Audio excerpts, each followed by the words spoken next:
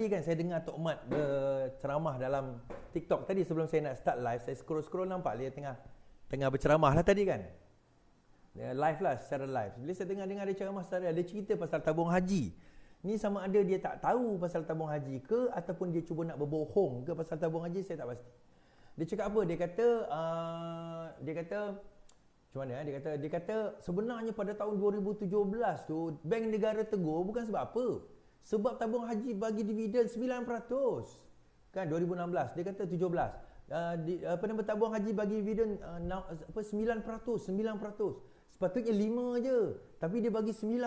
Sebab itu kena tegur. Apa salahnya kita bagi lebih? Katanya macam tu. Saya kata, Tok Mat, kok ia nak menipu tu agak-agak lah. Orang yang tak membaca tu boleh lah kau tipu. Yang kat depan-depan Barisan Nasional tu boleh lah tipu. Yang kita membaca ni kita tahu. Dia bukan sebab itu. Sebenarnya Bank Negara tegur.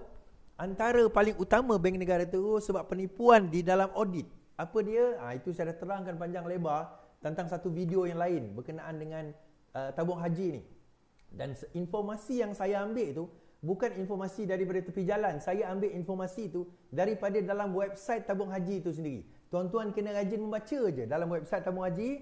Pergi cari kenapa audit 2016-17 itu dibuat semula dan kenapa sebenarnya liability lebih daripada aset. Ada orang buat satu TikTok lah video pasal tabung haji ni. Dia kata sebenarnya lebih aset daripada tabung haji, dia kata. Daripada liability, dia kata. Pada zaman Pakatan Harapan memerintah, Pakatan Harapan menipu dan sebagainya. Benda tu audit itu, report itu telah pun diterima di dalam kabinet, telah dibentangkan oleh pihak ketiga, telah diterima dan telah pun dipenalize orang-orang yang bertanggungjawab terhadap penipuan audit report tersebut. Nak membela tu dia macam ni tuan-tuan. Benda tu benda yang terlalu busuk sampaikan dia nak simpan tu dia dah tak boleh nak masuk. Dia bangkai gajah, dia nak tutup tu dah tak boleh tuan-tuan. Dia nak tipu, dia nak kona kot mana pun dah tak boleh.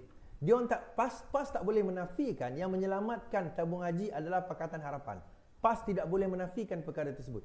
Terutama orang yang menyelamatkan tabung haji itu adalah daripada Parti Amanah sendiri. Dan Ustaz Mujahid Yusof Rawa itu ialah yang berada di dalam tabung haji yang memastikan tabung haji itu diselamatkan kalau tidak lagi teruk keadaan tabung haji itu.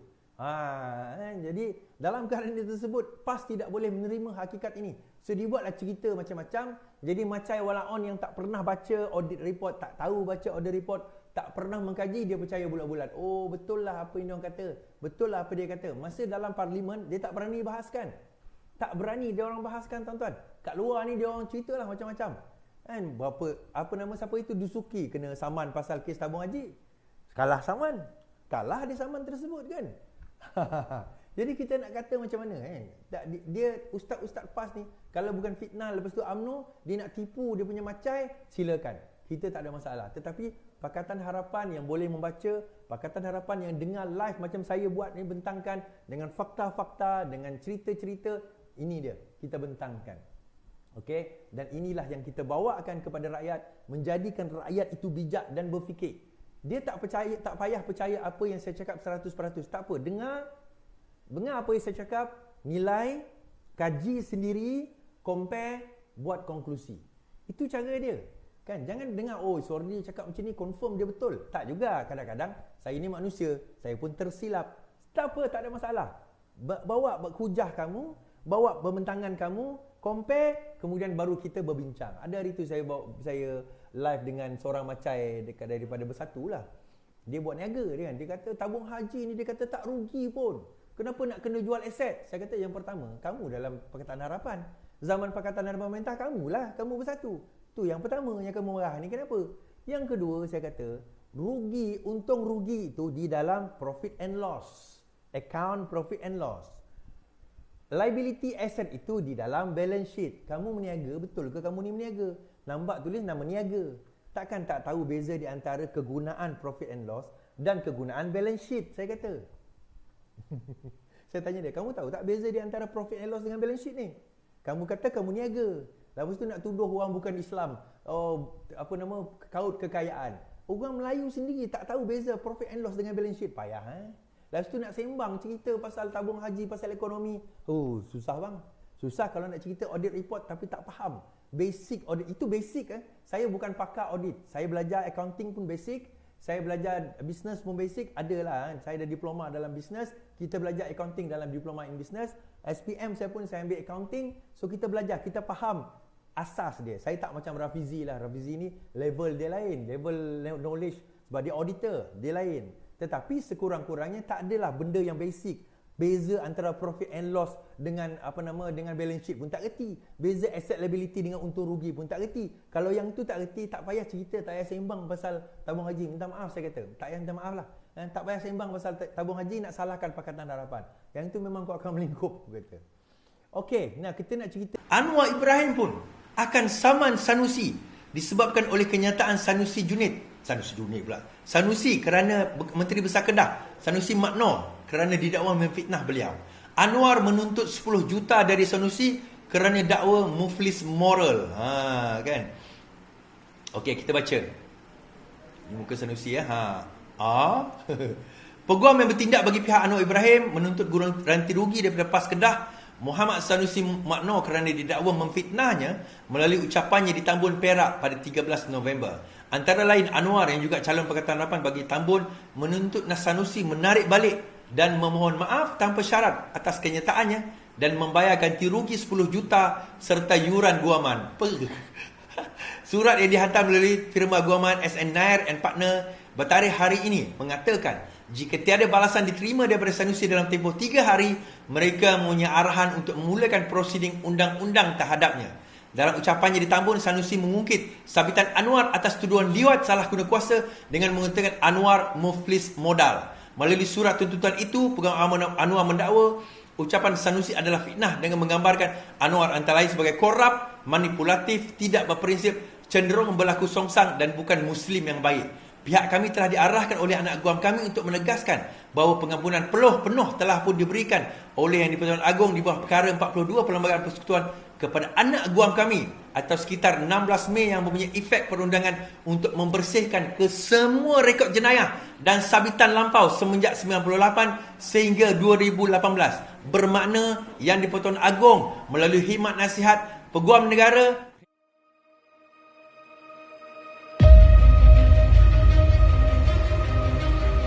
telah bersetuju untuk mengampunkan Datuk Seri Anwar Ibrahim dan mendapati bahawa beliau tidak bersalah di atas sebarang tuduhan-tuduhan berikut. Namun begitu, PAS dan fitnah ini berpisah tiada.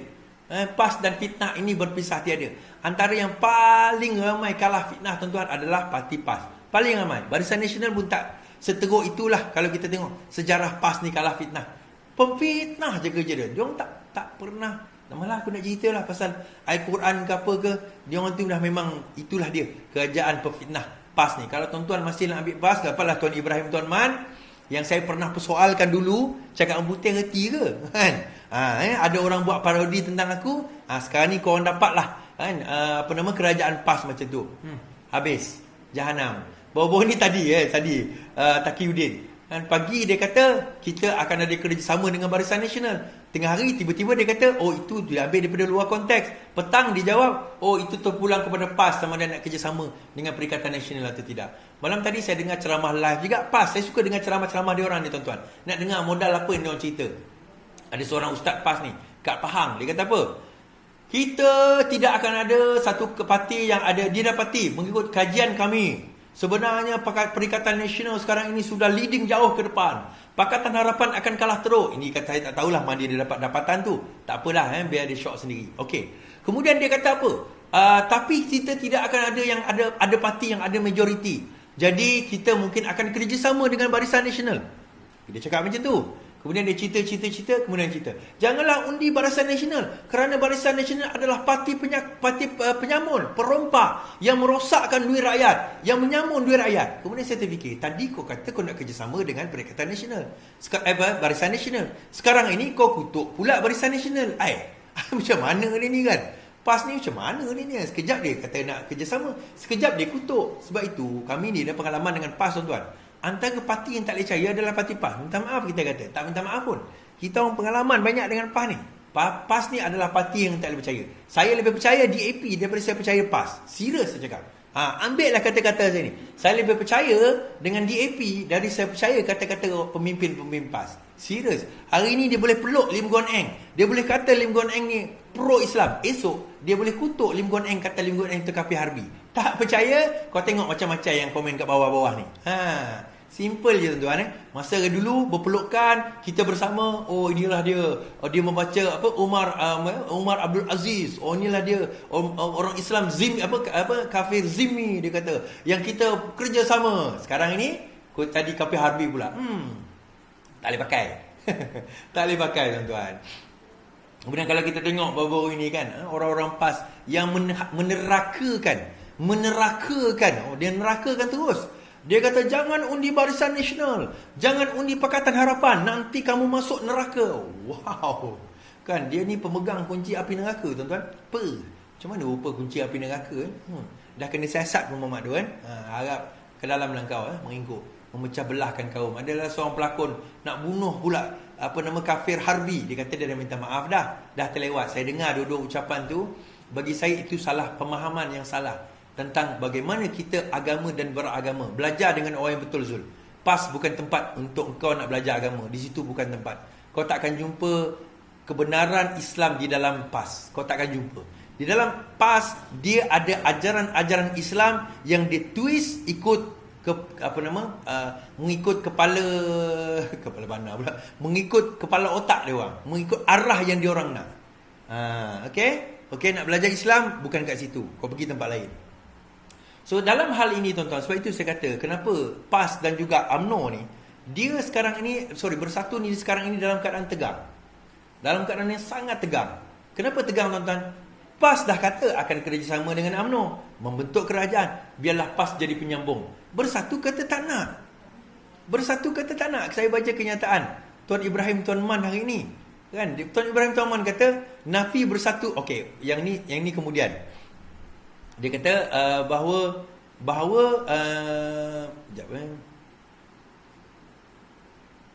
PAS tak kecil hati teguran Muhyiddin Yassin pada Taqiyuddin. PAS sedikit pun tidak terasa hati dengan kenyataan tegas dibuat pengurusi PN.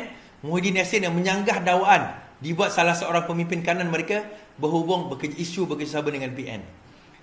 Timbalan pada Presiden PAS Tuan Ibrahim Tuan Man menjelaskan tidak ada sebab untuk PAS terasa hati kerana kenyataan PN mesti dibuat oleh Muhyiddin selaku pengurusi. Now, macam mana seorang pegawai kanan ataupun pemimpin kanan di dalam Perikatan Nasional yang mewakili PAS boleh membuat satu kenyataan akan kerjasama dengan Barisan Nasional sedangkan Presiden dia sendiri tak tahu.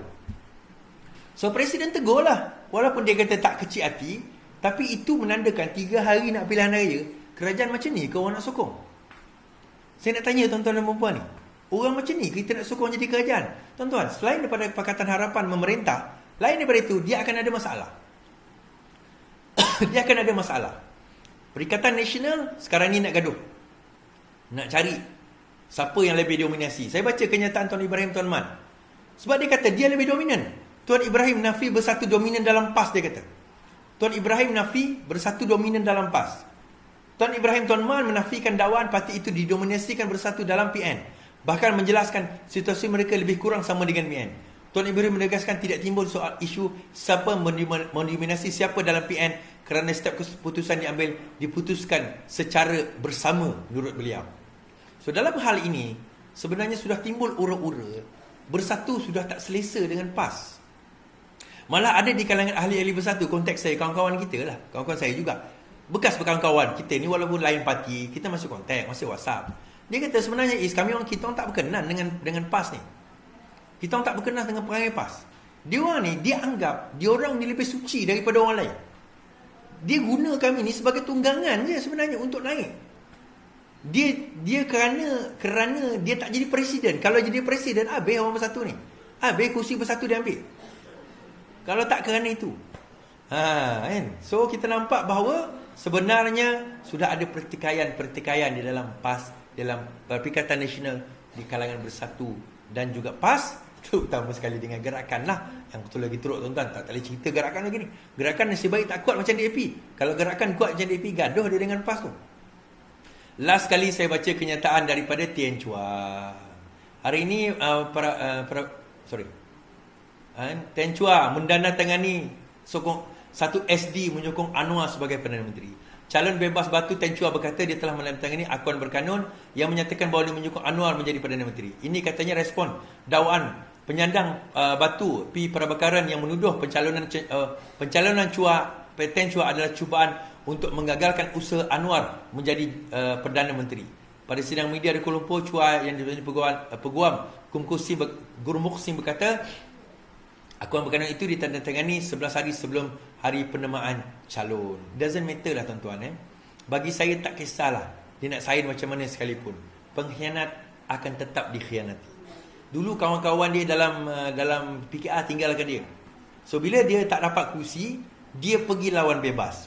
Melawan pula parti PKR itu sendiri. Kalau dia lawan bebas, tak kepecah undi. Lepas tu tiba-tiba dia kata, oh tak ada. Saya nak bertanding, dia nak memastikan Anwar jadi Perdana Menteri. Kalau dia seorang yang berjiwa besar, ada jiwa besar, dia takkan bertanding bebas. Tapi jiwa dia macam Sahiran Kasim. Jiwa dia macam geng-geng PAS yang tak kecewa, tak bertanding, dia masuk PN. Geng-geng BN tak bertanding, masuk PN. PN tak bertanding, masuk BN. PAS tak bertanding. Dan yang suatu ni geng-geng yang ini. Kita ni tuan, apa ni nak kejar kat dunia ni? Tanggungjawab. Jawatan itu tanggungjawab. Kalau dibagi kepada kita, itu bukan kemuliaan. Tak dapat diletak, Alhamdulillah. Tak ada tanggungjawab, Alhamdulillah. Berat tanggungjawab seorang YB ni tuan-tuan. Dipertanggungjawabkan di dunia dan di akhirat. Tapi kalau dibagi amanat, kita akan cuba pikul sebaik mungkin. Namun begitu, kalau tidak, tak ada menjadi masalah. Tak ada hina pun kita tak jadi YB Tak hina pun Jadi, okey, suara saya dah makin out, sepatutnya saya ceramah. Untuk makluman orang-orang PJ, Petrajaya, 18 hari bulan ini, di Jalan Semarak, kita akan mengadakan ceramah mega umum. InsyaAllah, saya salah seorang daripada penceramah pada malam Jumaat, malam Sabtu, malam terakhir. Dan insyaAllah akan ada amanat Datuk Seri Anwar Ibrahim secara live. Dia bukan datang kat Petrajaya, tapi secara live. Pada malam itu, insyaAllah kita menjemput semua yang datang hadir. Semua hadir datang untuk memeriahkan suasana, datang untuk memberi sokongan, insyaAllah. Petrajaya menang kalah kerja Tuhan. Menang kalah, itu kerja Tuhan. Tetapi kerja kita, buat sehabis mungkin, cuba sehabis berdaya, go all out, insyaAllah. InsyaAllah. InsyaAllah, saya kata, biiznillah, kita akan diberikan kemenangan. Kita doakan Datuk Seri Anwar Ibrahim menjadi Perdana Menteri yang ke-10. Kita doakan Pakatan Harapan menang sehingga kita boleh merubah negara ini menjadi negara yang lebih baik. Tuan-tuan, saya dah penat dah tuan-tuan. Penat dengan pilihan raya. Pilihan raya saya tak penat. Saya penat nak pergi melawan penyangak-penyangak dan penyamun-penyamun yang merosakkan negara. Saya penat. Bukan saya give up, saya penat. Sebab apa? Bila kita kata dia penyamun, orang tak nak percaya. Kita kata dia penyangak, orang tak nak percaya. Tuan-tuan, just to put things into perspective, kita kena bayar hutang. Najib, dia dipenjarakan 2022. Dia akan keluar 2034. 12 tahun, 2034 dia akan keluar. Hutang 1MDB habis bayar 2037. Dia keluar penjara, hutang 1MDB tak habis bayar lagi.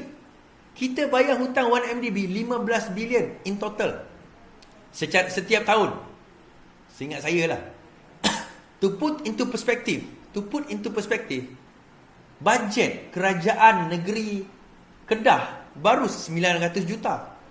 Bajet kerajaan negeri, saya tengok negeri mana, baru 1 bilion. Maksudnya kalau 14 bilion itu, kita boleh sara negeri tersebut 14 tahun. Tapi kita guna duit itu untuk bayar duit 1MDB, di mana penyangak dan penyakau dia sekarang ini duduk dalam penjara. Kita nak macam tu lagi ke? Barisan Nasional penuh dengan jarum-jurung yang sedemikian. Perikatan Nasional penuh dengan bakal-bakal penyakau. Tak percaya tuan-tuan, bagi Perikatan Nasional menang, lagi teruk daripada Barisan Nasional. Okey?